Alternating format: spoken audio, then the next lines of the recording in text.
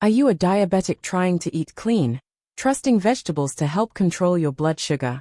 I'm Dr. Kade, and today on Doctor for Awareness, I'll reveal 8 common vegetables that can actually work against your diabetes goals. What if I told you that one of the biggest mistakes, number 6 on this list, is something almost every diabetic is doing, thinking it's healthy, but it's secretly spiking your blood sugar? This isn't guesswork, it's backed by science, and I'll break down the starch, the carbs, and even the fiber ratio that matters. Stay till the end, because your next meal might just need a major swap. And don't forget to hit subscribe, so you never miss important diabetes tips like these. 1. White potatoes.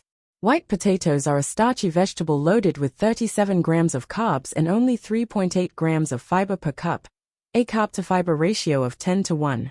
With a glycemic index as high as 111, these can cause rapid blood sugar spikes, worse when baked or fried. Swap with cauliflower or boiled sweet potatoes in small portions.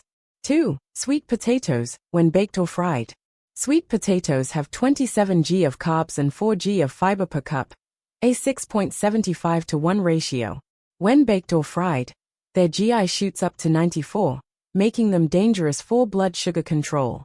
They are a complex carb, but portion size and prep method matter. Better option, boil them, which reduces the GI to around 46. 3. Corn. Corn is a starchy vegetable with 30 g carbs and just 3.3 g fiber, a 9:1 ratio. Its natural sugars and high starch content can cause glucose surges, especially when eaten off the cob or in large amounts. Swap with leafy greens or spaghetti squash for a lower impact option. 4. Peas. Peas are a better choice but still starchy. They contain 21 g of carbs and 7 g fiber per cup, a 3:1 ratio. Although they are a complex carb with moderate GI, 51, eating large amounts can still raise blood sugar. Eat in moderation and combine with non-starchy veggies or lean protein. 5. Beetroot. Beetroot has 13 g carbs and 3.8 g fiber per cup, a 3.4:1 ratio. With a glycemic index of 64, it can affect blood sugar, especially when cooked or consumed in large quantities. Beet juice, in particular, may raise glucose levels faster than whole beets.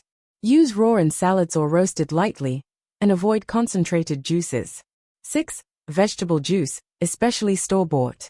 Packaged vegetable juice, including carrot, beetroot, or mixed juices, may seem healthy, but they are often stripped of fiber.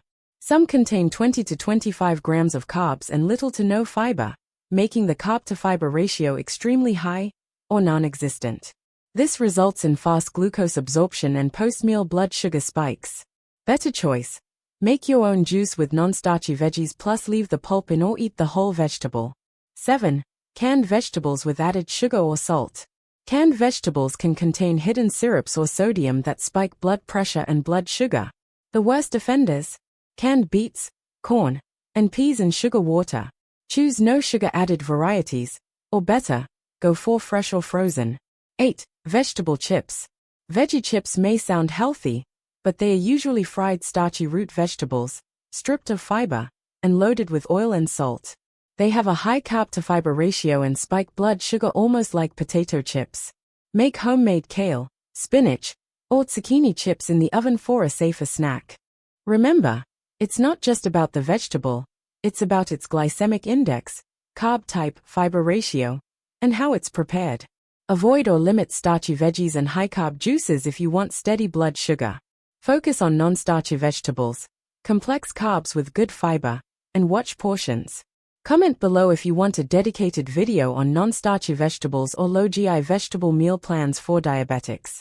Don't forget to like, subscribe, and share. I'm Dr. Kade, helping you live smarter with diabetes, one healthy choice at a time.